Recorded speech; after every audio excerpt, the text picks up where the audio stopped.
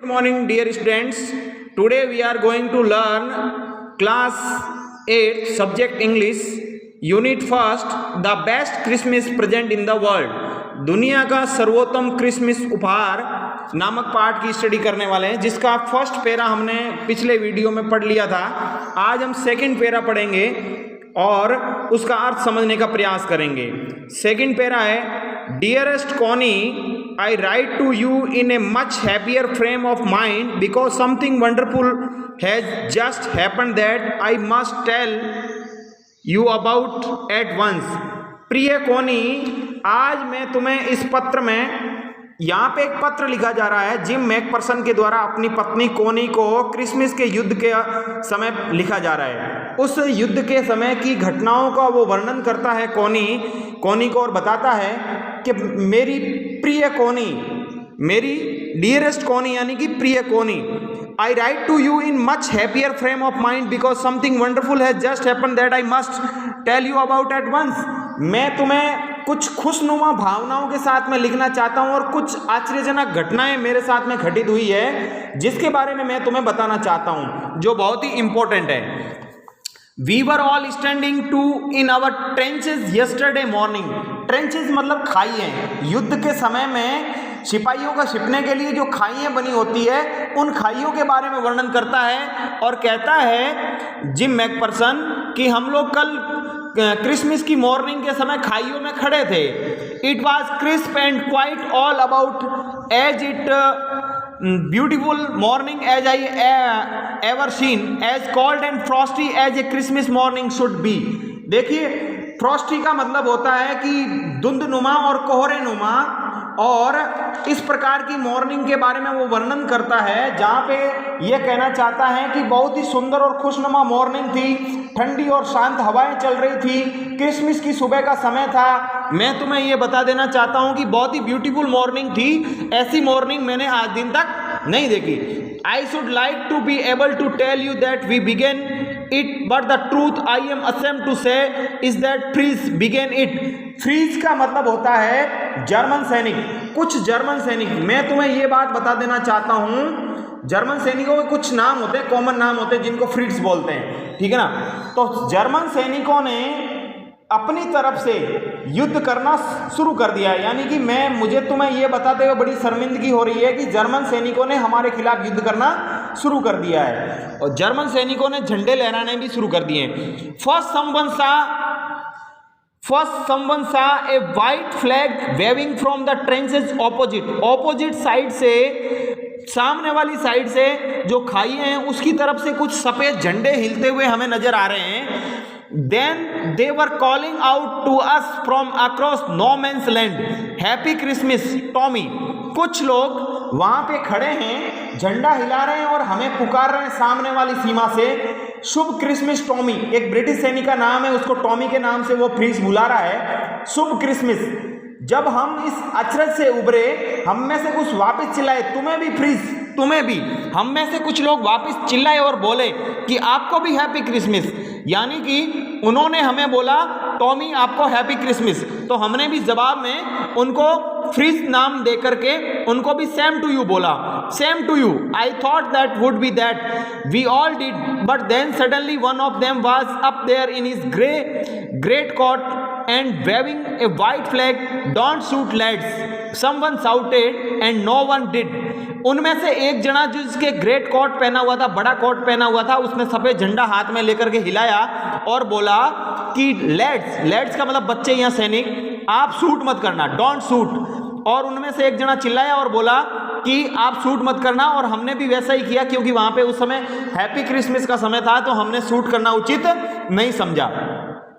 Then there was another freeze up on the parapet and another, keep your heads down. I told the man it's a trick but it wasn't. मैंने एक बार अपना सिर झुका करके कहा, जो खाई की जो मुंडेर होती है, पैरापेट होती है, उसके पास में हम लोग खड़े थे और एक दूसरे का अभिवादन किया, हेड डाउन किया, सिर नीचे किया। हमने एक बार तो सोचा कि ये युद्ध करने का ट्रिक हो सकता है, लेकिन ऐसा कुछ भी नहीं था और सबने एक दूसरे को आपस में हैप्पी क्रिसमस बोला। वो समय बहुत अच्छा था और उसके बाद क्या होता है, one of the Germans was waving a bottle above his head, it is Christmas day Tommy. एक जर्मन सिपाही अपने सिर पर एक बोतल लहरा रहा था, ये क्रिसमस का दिन था टॉमी। हमारे पास में वी हैव सेपन्स, हमारे पास में सेपन्स है। सेपन का मतलब मसालेदार गोश्त है या कुछ खाने की चीजें हैं। वी हैव सॉसेज, हमारे पास में सॉसेज भी है, ये भी एक पेय पदार्थ है। वी मीट यू, हम तुमसे मिलना चाहते हैं। यस, हाँ। By this time there were dozens of them walking towards us across no man's land and not a rifle between them. कुछ दो देशों की जहां पे बाउंड्री होती है, वहां पे नो मैंस लैंड करके एक लाइन निर्धारित होती है, वहां पर हम दोनों गए, दोनों ही तरफ से, एक तरफ जर्मन एक तरफ ब्रिटिश सैनिक। वहां पे किसी के हाथ में राइफल नहीं था सभी आगे बढ़े, नो मैंस लैंड पे आए और एक दूसरे को ग्रीट करेंगे। Little private Morris was the first up, come on boys what are we waiting for.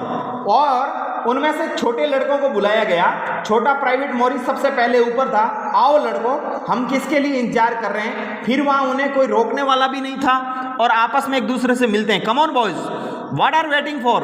And then there was no stopping them, I was the officer, I should have stopped them there and then I suppose, but the truth is that it never even occurred to me I should. All along there line and ours I could see men walking slowly towards one another, grey coats, khaki coats, meeting in the middle, and I was one of them. I was part of this. In the middle of the war we were making peace. देखिए, मैं अधिकारी था, मैं उनको रोक सकता था लेकिन मैंने उनको रोका नहीं। मुझे उन्हें तब नहीं रोकना चाहिए था, मैं मानता हूं, लेकिन ये बात सच है कि हमारी सीमाएं अलग थी, उनकी सीमाएं अलग थी। वो स्लेटी खाकी रंग के कोट पहने हुए बीच में मिल रहे थे, उनमें से मैं भी एक था। हम युद्ध के हिस्सेदार थे, युद्ध बिल्कुल शांत था, हम लोग सभी शांति चाहते थे। यू कैन नॉट इमेजिन, आप कल्पना नहीं कर सकते। डियरेस्ट कॉनी, प्रिय कॉनी, तुम कल्पना नहीं कर सकती my feelings as I looked into the eyes of the Fritz officer who approached me, hand outstretched, henceforth he said, gripping my hand warmly and holding it. तुम कल्पना नहीं कर सकती Connie, प्रिय कॉनी, कि उसी समय एक फ्रीज सैनिक अफसर यानी जर्मन अफसर आगे बढ़ता है, मेरे से हाथ मिलाता है, प्रसन्नता पूर्वक गर्मजोशी के साथ मेरा हाथ पकड़ता है और मुझे बधाई देता है हैप्पी क्रिसमस की। I am from Dusseldorf, I play the cello in the orchestra, happy Christmas.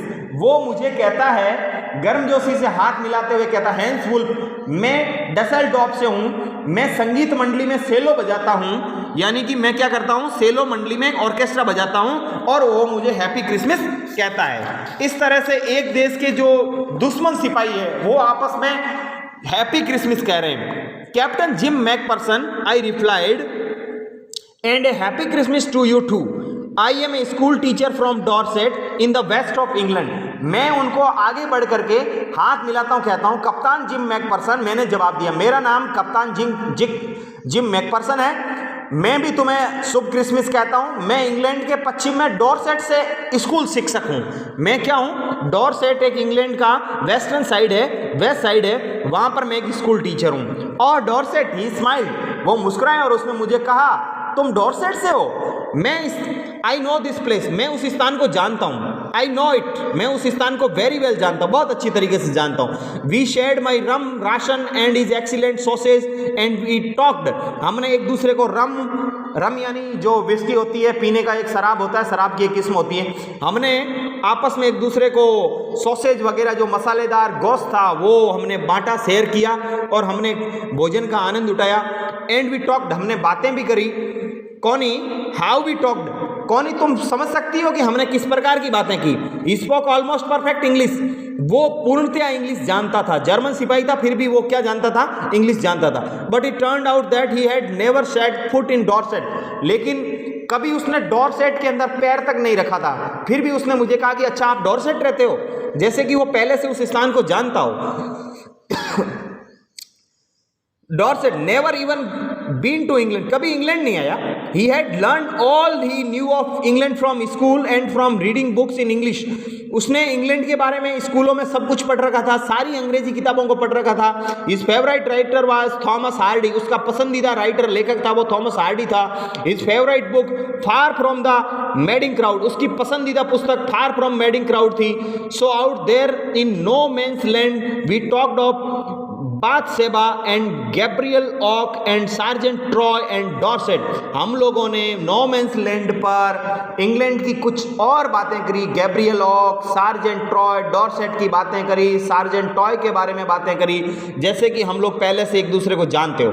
He had a wife and a son, he had a wife and one son, उसके एक पत्नी थी और एक पुत्र भी था। बॉर्न जस्ट 6 months एगो, उसके बच्चे का जन्म 6 महीने ही पहले हुआ था। As I looked about me there were huddles of khaki and grey everywhere. हम लोगों ने देखा कि वहां पे कुछ खाकी पहने हुए, वर्दी पहने हुए सिपाही हडल कर रहे थे, प्रैक्टिस कर रहे थे। All over no man's land, no man's land के ऊपर कोई हरकत नहीं थी। Smoking, laughing, talking, drinking, eating, सभी स्मोकिंग कर रहे थे, हंस रहे थे, बातें कर रहे थे, ड्रिंकिंग कर रहे थे, भोजन कर रहे थे। Hans Wolf and I said what was left of your wonderful Christmas cake Connie.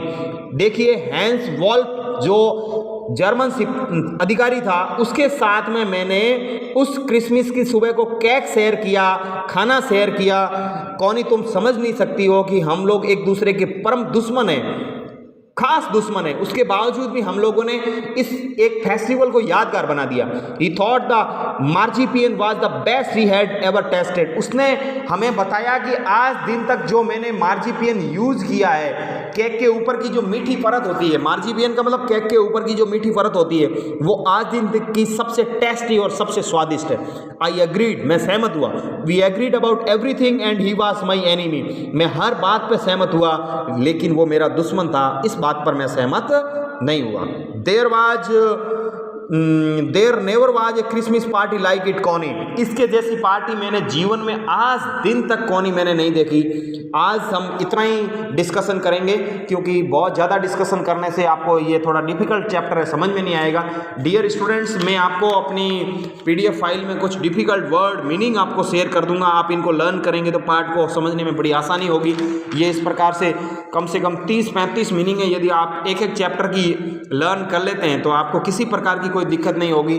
और कुछ क्वेश्चन आंसर भी हैं जो मैं आपको बताना चाहूँगा, आप इनको करेंगे। जैसे कि फर्स्ट क्वेश्चन है, who had written the letter to when and whom and when।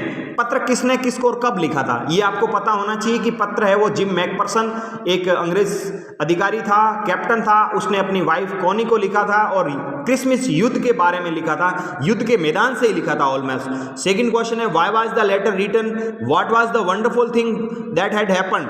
पत्र क्यों लिखा गया था, वह अद्भुत बात क्या थी जो घटित हुई। देखिए पत्र है ना, क्यों लिखा गया था, तो जिम मैकफर्सन अपनी वाइफ कॉनी को बताना चाहता था कि युद्ध की स्थिति दोनों देशों की तरफ से हो गई है। आश्चर्यजनक बात यह है कि दुश्मन है वो युद्ध क्षेत्र में भी क्रिसमस के अवसर पर एक दोस्त बन गए हैं, इसलिए ये बात आश्चर्यजनक थी। Question number 3, what jobs did Hans Wolf and Jim McPherson have when they were not soldiers.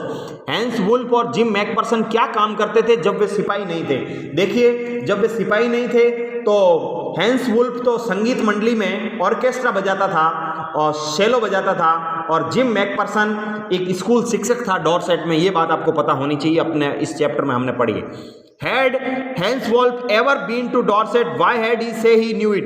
क्या हैंस वुल्फ कभी डॉर्सेट गया था, उसने क्यों कहा कि वह इसे जानता था। देखिए हैंस वुल्फ कभी नहीं गया था, कभी डॉर्सेट में उसने पैर भी नहीं रखा था, एक बार भी नहीं गया था। उसने केवल अंग्रेजी पुस्तकों में पढ़ा था और इसलिए वो उसको जानता था। नेक्स्ट क्वेश्चन है, do you think gym Macpherson came from the war, how do you know this. क्या तुम सोचते हो कि जिम मैकफर्सन युद्ध से वापस आया होगा, तुम ये कैसे जानते हो।